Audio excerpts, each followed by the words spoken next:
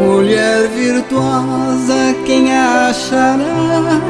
O seu valor excede o de finas joias.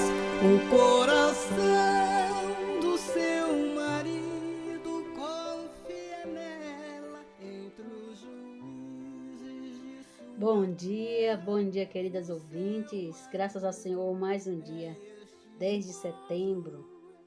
Vamos desfrutar de mais provérbios, irmãs?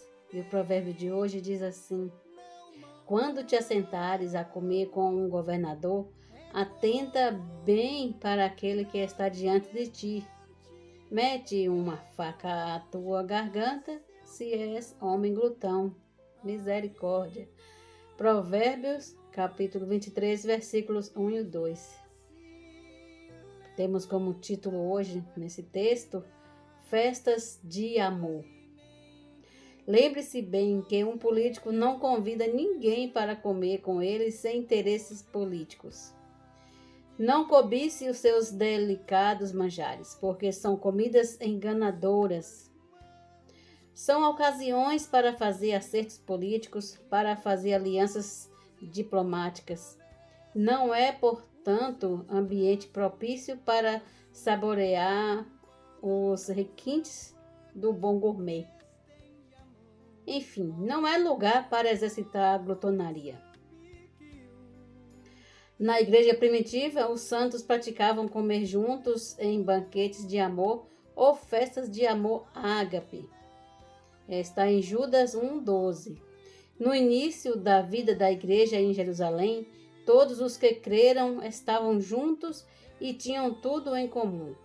Diariamente perseveravam unânimes no templo, partiam pão de casa em casa e tomavam as suas refeições com alegria e singeleza de coração. Atos 2:46.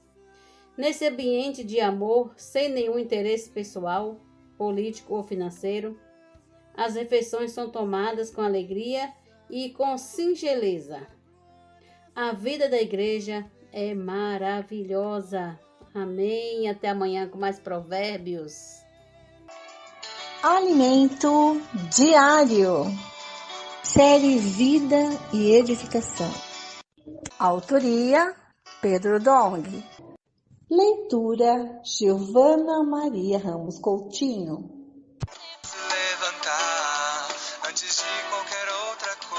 Amém. Bom dia, Jesus é nosso Senhor. Mais uma leitura do Alimento Diário. Hoje nós vamos ler quarta-feira da semana 3.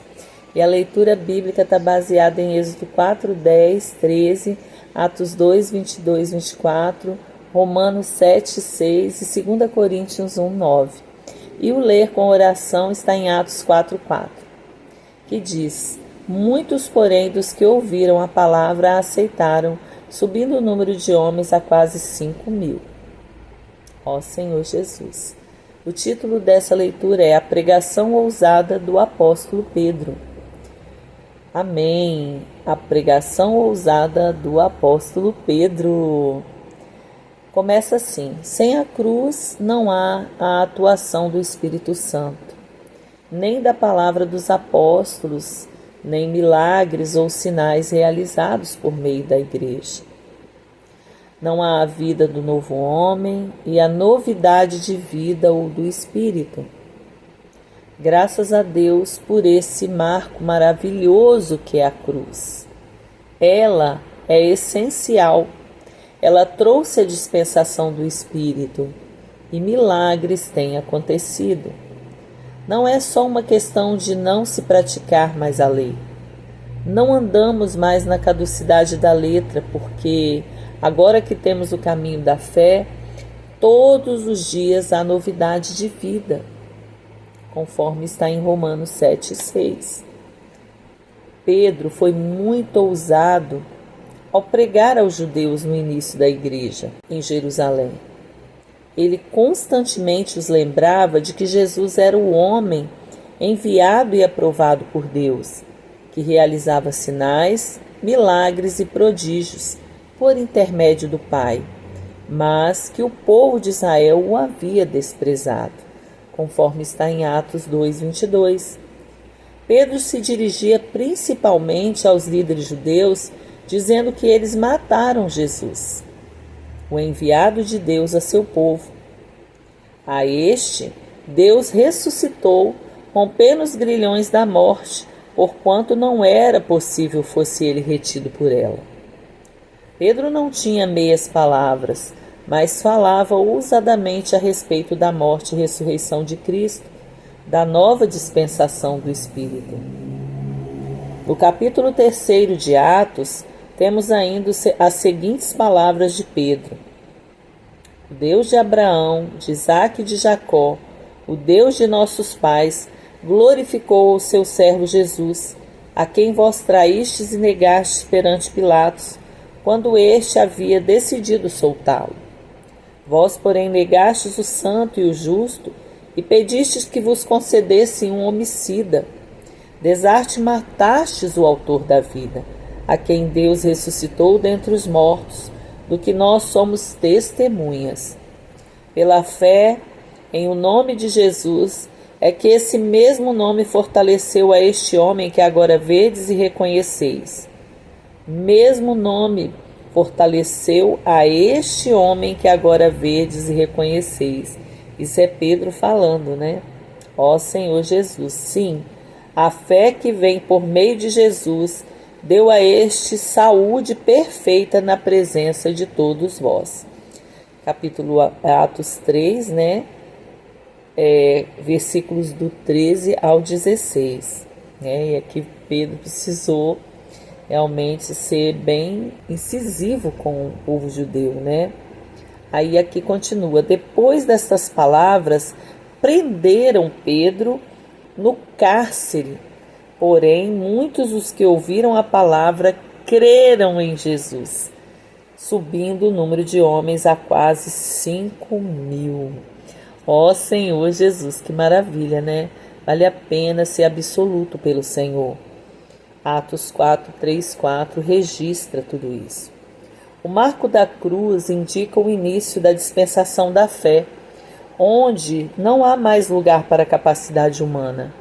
Deus não quer usar a nossa capacidade natural, mas usa os dons que Ele mesmo provê quando já tivermos passado por morte e ressurreição. Deus não usou Moisés para libertar seu povo quando ele tinha 40 anos e ainda se achava capaz, mas apenas aos 80 anos, quando toda a sua capacidade natural já havia findado. Isso está em Êxodo 4:10 e 13, né?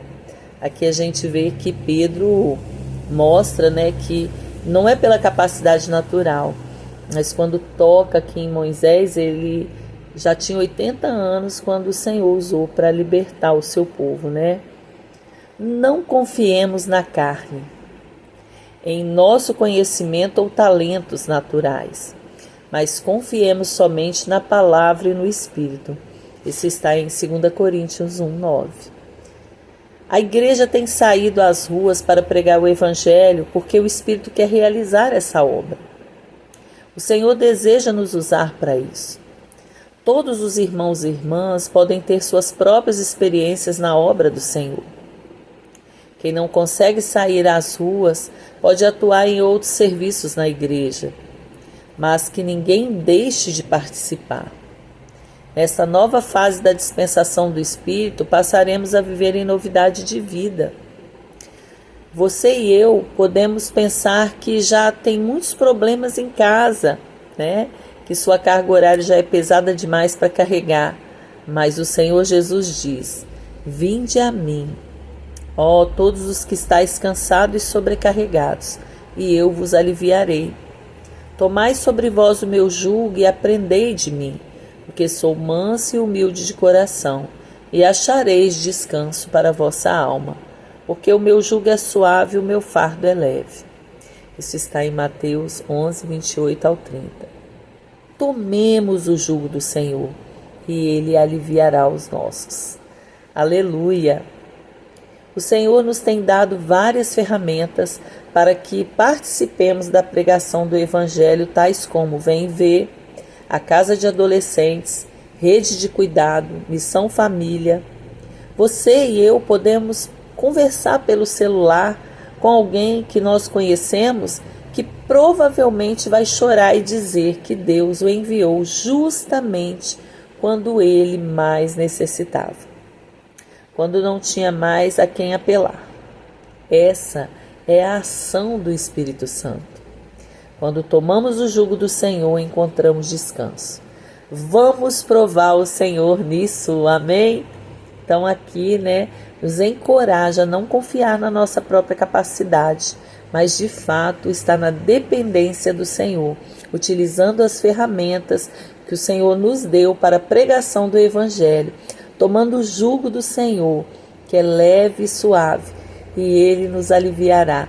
Ó Senhor Jesus, que nós possamos ser como Pedro, bem ali, absolutos pelo Senhor. E essa palavra possa trazer luz, direção e nos admoestar para que ainda no tempo oportuno a gente encontre, favor diante do nosso Senhor. Que o Senhor nos ajude a ser absolutos por Ele, em nome de Jesus. Ó Senhor Jesus, tenha um bom dia, uma excelente quarta-feira. Jesus é nosso Senhor. Então na quarta-feira? 1, 2, 3, 2. Vou estar protegido. Vou estar.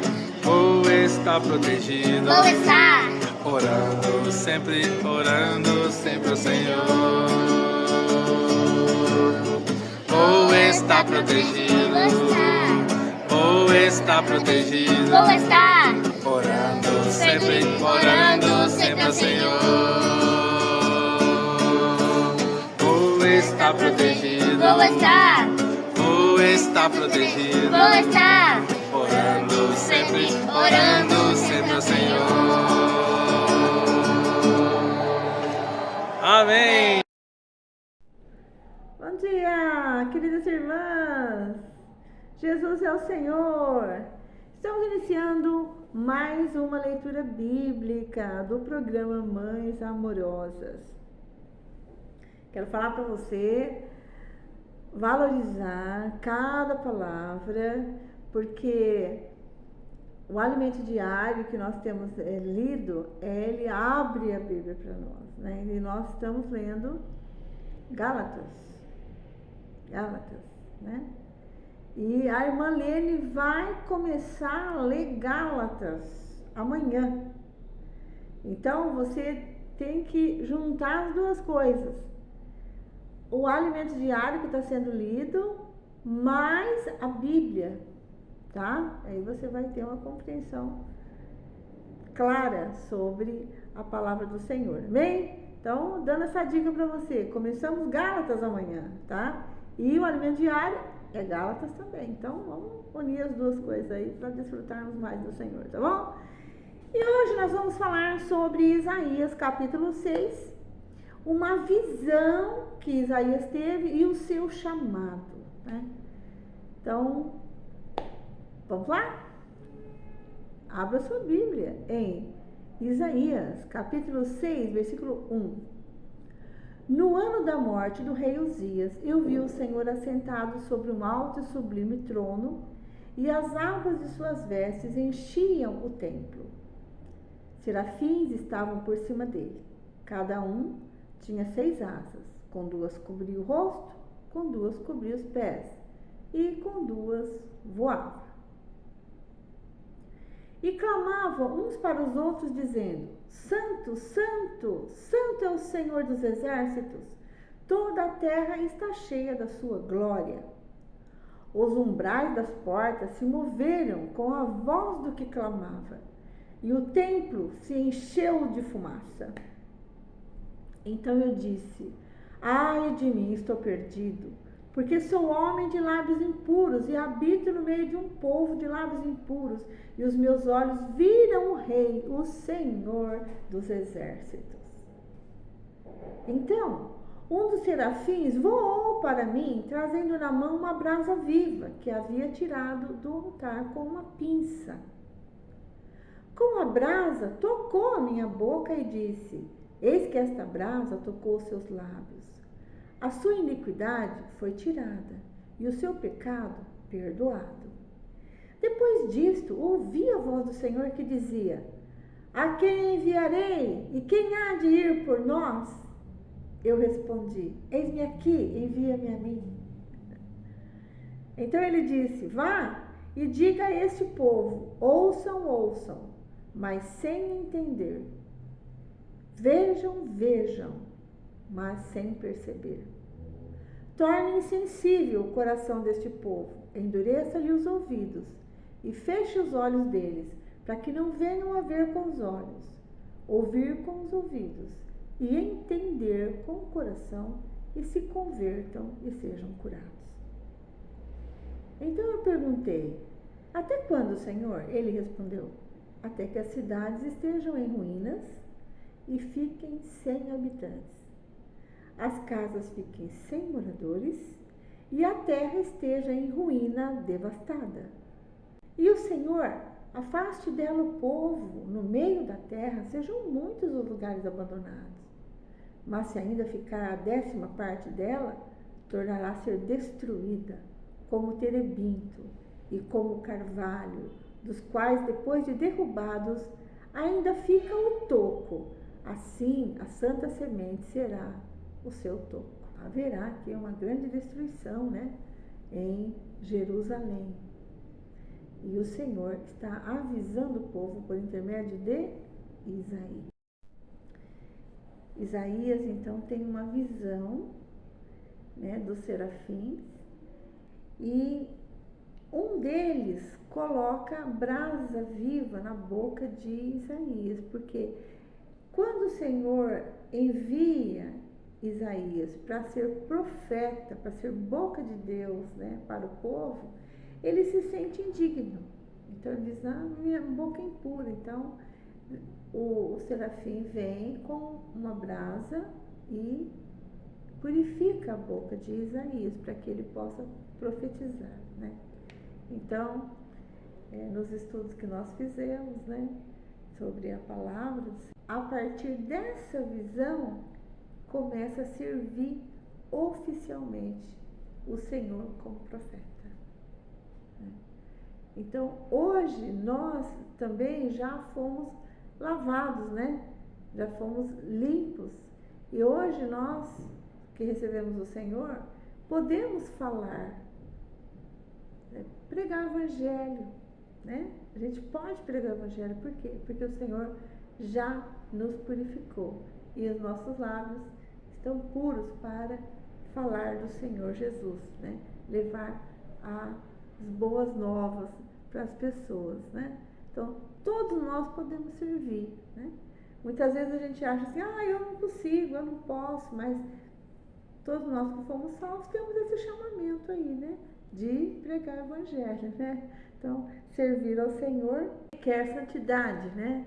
Ser uma pessoa separada, né? Não contaminada com as coisas do mundo. E então, Isaías começa a servir o Senhor a partir dessa visão aí, e com seus lábios purificados, ele então é profeta de Deus. Vamos agora ao capítulo 7. A promessa a respeito do Emanuel. Isaías é mencionado bastante no Novo Testamento porque ele fez muitas profecias sobre o nascimento de Jesus, né? Sobre Maria e sobre muitas coisas que iriam acontecer no Novo Testamento. Então, Isaías profetiza agora a respeito do Emanuel. Quem é Emanuel? É Jesus, né? Deus conosco. Versículo 10. E o Senhor continuou a falar com Acaz, dizendo: peça ao Senhor seu Deus um sinal, quer seja embaixo nas profundezas ou em cima nas alturas. Acaz, porém, disse: não pedirei, nem tentarei o Senhor. Então Isaías disse: agora escute, ó casa de Davi. Será que não basta vocês abusarem da paciência dos homens? Querem abusar também da paciência do meu Deus? Portanto, o Senhor mesmo lhes dará um sinal. Eis que a virgem conceberá e dará à luz um filho e lhe chamará Emanuel. Ele comerá manteiga e mel quando souber desprezar o mal e escolher o bem. Na verdade, antes que este menino saiba desprezar o mal e escolher o bem, a terra daqueles 2 reis que você tanto teme será abandonada. Male sobre Jerusalém. Versículo 17. Mas o Senhor fará vir sobre você, sobre o seu povo e sobre a casa de seu pai, dias tais como nunca houve. Desde o dia em que Efraim se separou de Judá, ele fará vir o rei da Assíria. Naquele dia o Senhor assobiará as moscas que estão no extremo dos rios do Egito e as abelhas que se encontram na terra da Assíria. Elas virão e pousarão todas nos vales profundos, nas fendas das rochas, em todos os espinhos e em todas as pastagens. Naquele dia o Senhor rapará com uma navalha alugada do outro lado do rio, a saber, por meio do rei da Assíria. Rapará a sua cabeça e o cabelo dos seus pés, e tirará também a sua barba. Naquele dia, um homem manterá apenas uma vaca nova e 2 ovelhas. E será tal a abundância do leite que elas lhe darão, que comerá manteiga. Todo o restante que ficar no meio da terra comerá manteiga e mel. Também naquele dia, todo lugar em que houver 1000 videiras, no valor de 1000 moedas de prata, será tomado por espinheiros e ervas daninhas. Com flechas e arcos se entrará aí, porque os espinheiros e as ervas daninhas cobrirão toda a terra. Quanto a todos os montes onde se costuma cavar com enxadas, para ali você não irá com medo dos espinhos e das ervas daninhas. Eles virão para pasto dos bois e para serem pisados pelas ovelhas. Então, terminamos hoje a leitura de hoje, né? Vamos agora aos nossos comentários. Faço uso do livro de Isaías, né? Revelação da Economia Eterna de Deus em Cristo, volume 1 e 2. Tá bom? Amadas, no capítulo 6 é mencionado a visão dos serafins. Eu quero compartilhar um pouco sobre seres divinos. Eles são também mencionados lá em Apocalipse, capítulo 4, versículos 6 a 8. Cada um desses seres viventes corresponde a um aspecto de Cristo. Eles são retratados nos 4 evangelhos, Mateus, Marcos, Lucas e João. O primeiro ser vivente, ele é semelhante ao leão e corresponde ao evangelho de Mateus, que retrata o Senhor Jesus como rei. O leão é o rei dos animais e tipifica Cristo como rei. O segundo ser vivente é semelhante a novilho e corresponde ao evangelho de Marcos, que retrata o Senhor como servo. Ele veio para servir, assim como um novilho ou um boi, né? Novilho é um boi que só trabalha, veio para servir. Não é um cavalo rápido, né? Não é um cavalo. Se fosse um cavalo seria muito rápido, né? É um boi treinado, né? Com canga, ele é obediente ao seu dono, né? Então, o Senhor Jesus tem esse aspecto aí, né? Ele foi um servo obediente até a morte, né? E o terceiro ser vivente tem rosto como de homem e corresponde ao Evangelho de Lucas, que retrata o Senhor Jesus como homem. Ele é o Salvador homem, por isso a genealogia de Lucas apresenta Jesus como Adão, mostrando que ele é um homem. Ele veio para ser um homem com a natureza humana, e a ênfase de Lucas é a humanidade de Cristo. Você pode conferir com Lucas 3, 23 a 38. O quarto ser vivente é semelhante à águia quando voa. É algo celestial. Isso acontece no Evangelho de João, que descreve o Senhor Jesus como Deus. Então, em João, Cristo é o verbo, né, que se fez carne. Como diz no princípio, era o verbo estava com Deus, o verbo era Deus. Né? E o verbo se fez carne, tabernaculou entre nós, e vimos a sua glória, como glória do unigênito do Pai. A ênfase de João é nos mostrar a divindade de Cristo. Qual é o princípio desses serafins? Eles se ocultam. Vocês viram que eles têm 6 asas, né? Geralmente um pássaro tem quantas asas? 2, né? Então, o serafim com 6 asas voa mais rápido, é ou não é? Imagina, um pássaro com 6 asas vai voar muito mais rápido do que um que tem só 2 asas, né? Mas embora os serafins eles tenham 6 asas, eles não usam as 6 asas para voar. Eles não se destacam. Então, há o princípio aqui de ocultar-se, né? Então, eles têm as 6 asas, mas eles cobrem o rosto com 2, e com outras 2 cobrem os pés, e com as outras 2 voam, né? Então, você pode ter muitos talentos, né? Tá certo? Você pode ter muitos talentos, mas você não faz nada sozinho, você busca fazer junto com outros irmãos, né? Incluindo irmãos no serviço, para que não fique só uma pessoa se destacando. Então, é importante o nosso serviço ao Senhor ser dessa forma, de modo que quando as pessoas nos veem, né, como lá em Coríntios, né, 14, quando chega alguém e vê que todos podem falar, né, veja as nossas reuniões como são ricas, né? 1 Coríntios 14, versículo 26, né? Tem uma pergunta, né? O que fazer, irmãos, quando vos reunis? Um tem salmo, outro tem doutrina, ainda outro tem interpretação, seja tudo feito para edificação, né? E no 31, Paulo fala assim: porque todos podereis profetizar um após outro, para todos aprenderem e serem consolados, né?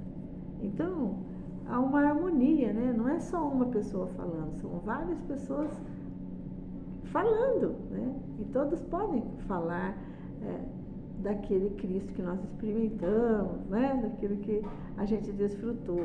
Nossas reuniões, todos nós temos uma porção para levar, né? Para alimentar outros. Então, nós somos alimentados e também alimentamos com a porção que nós levamos, né? Uma vez um irmão deu um exemplo pra gente, né? Falou, na vida da igreja a gente procura fazer tudo junto, né? Aí ele menciona uma porta que precisava ser consertada, né? E ele, pessoalmente, seria capaz de arrumar aquela porta lá em meia hora, mas chamou 4 irmãos para ajudar e demoraram um tempão para conseguir colocar essa porta, né?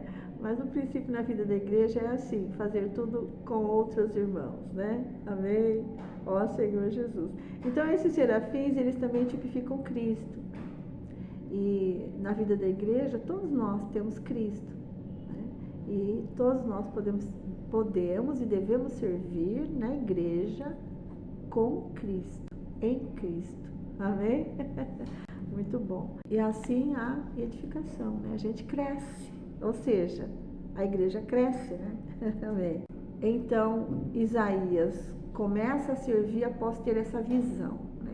Você também, quando tem uma visão de Deus, uma visão, um chamamento do Senhor, você também quer servir. E a partir daí, né, a gente precisa estar com os nossos lábios purificados, né? Para servir o Senhor, nós precisamos ser santos, né? E essa brasa viva que purificou os lábios de Isaías tipifica o Espírito Santo. Nós precisamos de uma visão do mover de Deus, né? Da necessidade que o Senhor tem de usar cada um de nós, né? Para a edificação da igreja. E nos ocultarmos, né? Agora também você não pode cair no outro extremo, né? Então eu não quero aparecer. Eu tenho 6 asas, mas eu vou esconder as 6. Não quero aparecer. Quero ser um irmãozinho no canto, uma irmãzinha no canto ali, que, né, não apareça, né? Fica lá no cantinho, não vou fazer nada, só vou ficar de bracinho cruzado. Também não é ideal, tá certo? Então, existe um negar, né? Tá certo? Às vezes você consegue fazer algo sozinho, mas por causa do amor aos irmãos, né? Vamos dar oportunidade para as irmãs, né? Para serem inseridas no serviço, né? E isso é tão bonito, né? Ver tantas irmãs servindo juntas, né? Muito bom. Quero falar também a respeito da semente preservada. Agora quero ler para vocês. No capítulo 6, versículos 9 e 10 dizem: Então disse ele: Vai e diz a este povo: Ouvi e não entendais, vede, mas não percebais. Torna insensível o coração deste povo, endurece-lhe os ouvidos e fecha-lhe os olhos, para que não venha ele a ver com os olhos, e ouvir com os ouvidos, e a entender com o coração, e se converta e seja salvo. Isso diz respeito a Judá. Ouviram, viram, não entenderam, nem perceberam, pois estavam com o coração insensível, os ouvidos endurecidos e os olhos fechados. Se pudessem ouvir e ver e se converterem ao Senhor, seriam curados. Esse versículo ele foi mencionado várias vezes no Novo Testamento, né? Nos Evangelhos e também em Atos, referindo-se aos judeus. Eles estavam vendo Jesus, mas era como se não tivessem. Eles estavam ouvindo Jesus falar, mas era como se não tivessem ouvidos para ouvir. Então, esse texto se refere ao povo judeu, né? Graças ao Senhor, os olhos e ouvidos dos gentios foram abertos. Amém! Graças ao Senhor, né? Pela sua grande misericórdia. Hoje nós podemos ver, ouvir e entender, né? E também nos arrepender e voltarmos ao Senhor. Graças ao Senhor, né? Por o Senhor ter morrido por nós, abriu esse novo caminho aí para a gente poder se converter a Ele, né? Então Isaías pergunta a Deus, né? Até quando, Senhor, eles vão ficar desta forma, né? Aí o Senhor responde: até que sejam desoladas as cidades e fiquem sem habitantes, as casas fiquem sem moradores e a terra seja de todo assolada. E o Senhor afaste dela os homens no meio da terra, seja grande o desamparo. Mas se ficar a 10ª parte dela, tornará-se destruída, como terebinto e como carvalho, dos quais, depois de derrubado, ainda fica o toco. Assim, a santa semente é o seu toco. Hein? Então, quando você corta uma árvore e deixa o toco, ainda há esperança dela brotar, né? Então, o Senhor destruiu, mas deixou um toco, né? Que ainda tem a esperança de renovar. Isso foi dito com relação ao reino de Judá. Depois de 100 e poucos anos, tais coisas aconteceriam, pois Nabucodonosor, rei da Babilônia, viria lutar contra Judá. E Jerusalém e o templo seriam destruídos, todos os utensílios do templo seriam levados, os judeus seriam levados cativos, e o que restasse seria somente a 10ª parte. Então, já aconteceu isso, né? Isso foi uma profecia daquele tempo. Mas mesmo assim, o Senhor disse que deixaria um toco, um restante. Quando o Senhor Jesus esteve aqui na terra, ele também falou em profecia que do templo de Jerusalém não ficaria pedra sobre pedra, né? Isso está em Mateus 24, versículo 2. Isso aconteceu 70 anos depois de Cristo. O templo foi destruído. Quando o imperador Tito invadiu Jerusalém e a destruiu.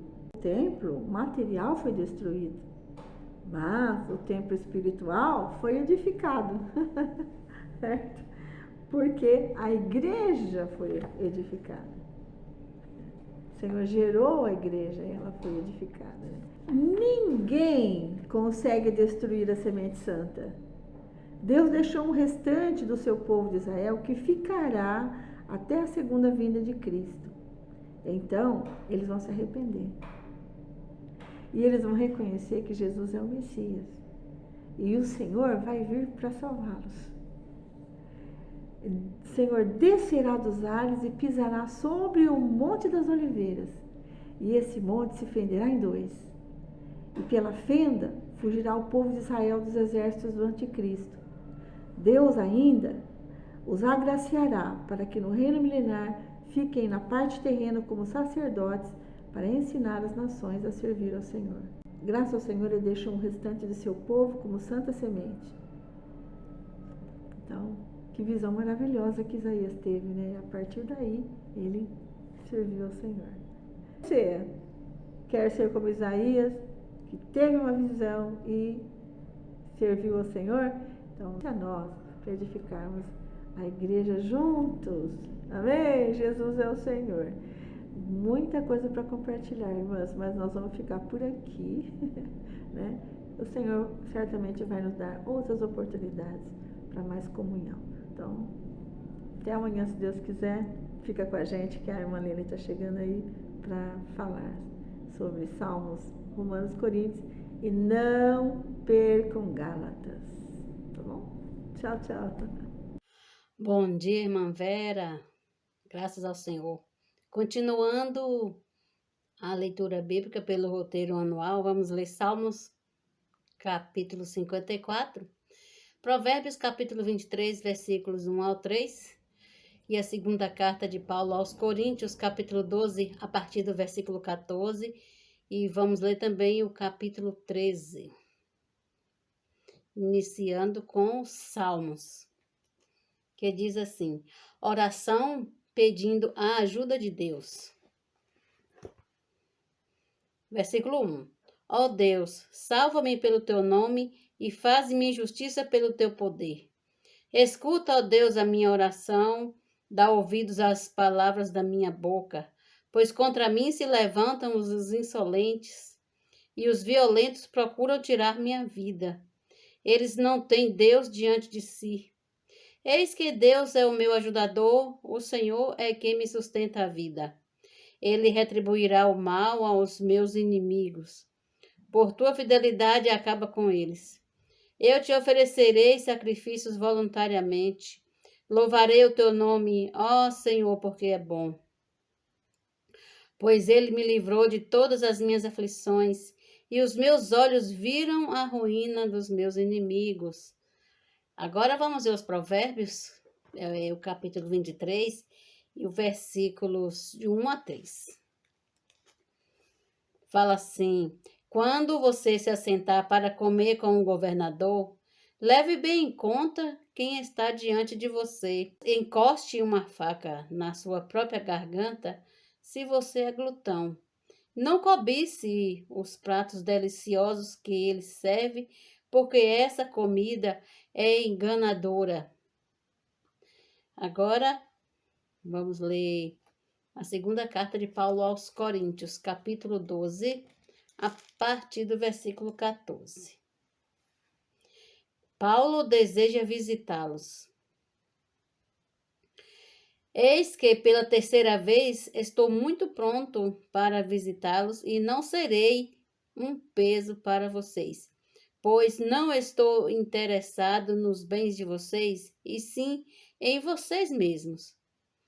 Não são os filhos que devem juntar riquezas para os pais, mas os pais para os filhos. Eu de boa vontade gastarei e me deixarei gastar em favor de vocês. Se eu os amo cada vez mais, será que vou ser amado cada vez menos? Uma pergunta de Paulo aqui. Se eu vos amo cada vez mais, será que eu vou ser amado cada vez menos?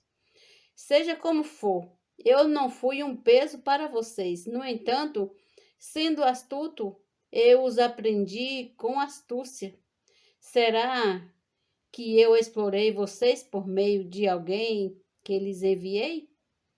Pedi a Tito que fosse até aí e mandei com ele outro irmão. Será que Tito explorou vocês? Não é verdade que temos andado no mesmo espírito? Não seguimos mais as mesmas pisadas? Há muito vocês podem estar pensando que queremos nos defender diante de vocês.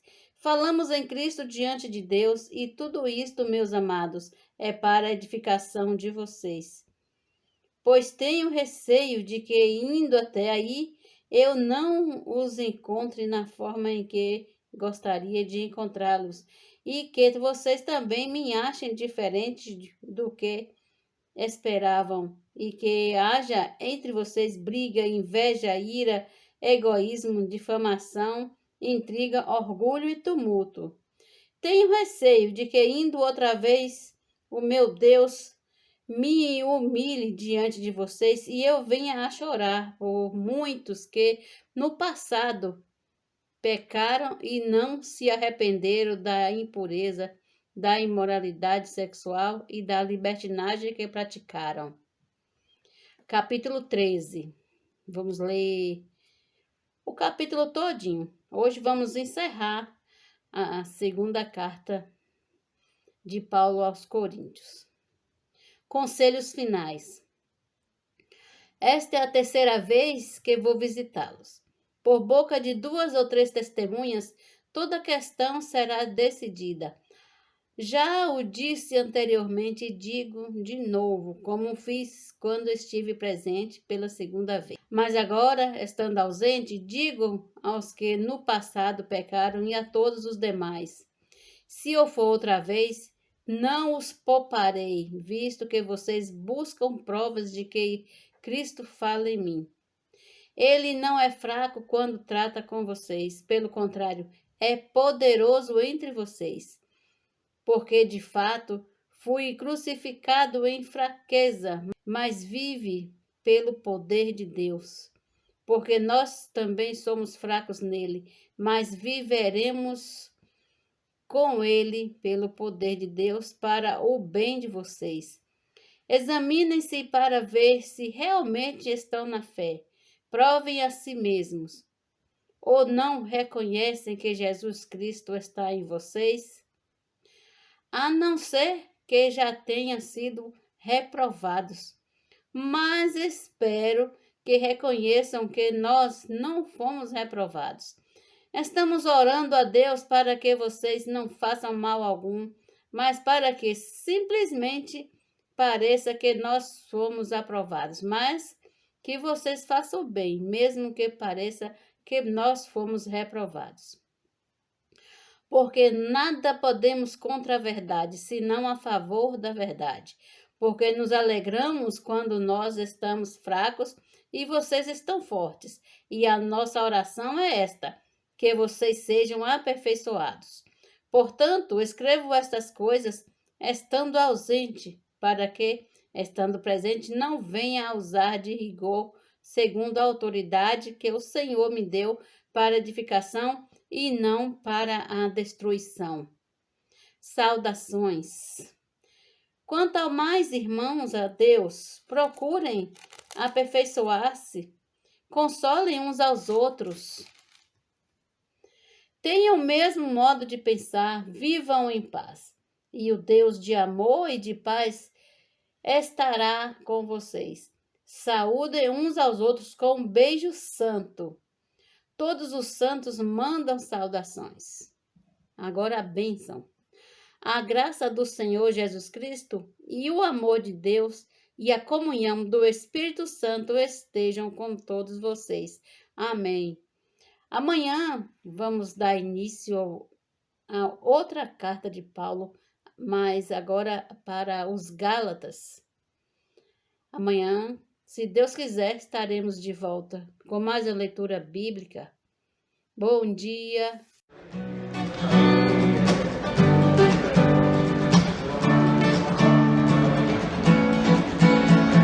O céu vejo abrir-se, recebo um convite, vem, sobe para aqui. No trono alguém sentado, de tudo tem cuidado e governado a mim. Eis relâmpagos, vozes, trovões a correr, ardendo em todo lugar. para a ordem na terra restabelecer. Pra isso eu quero estar no ritmo do céu. A terra Deus deseja no ritmo do céu. Toda a igreja no ritmo do céu. A terra Deus deseja no ritmo do céu. Seres viventes estão no mesmo ritmo a zigue-zaguear, girando em toda a terra, valentes para a guerra, é Cristo retornar. E é servo, é homem, é rei e é Deus, tem olhos em todo lugar. É o Espírito que corre em nós, filhos seus, e almeja fazer-nos entrar no ritmo do céu. A terra Deus deseja no ritmo do céu. Toda a igreja no ritmo do céu. A terra Deus deseja no ritmo do céu. Toda indiferença, toda amonidão, todo questionamento cairão se eu entrar no ritmo do céu. A terra Deus deseja no ritmo do céu. Toda a igreja no ritmo do céu. A terra Deus deseja no ritmo do céu.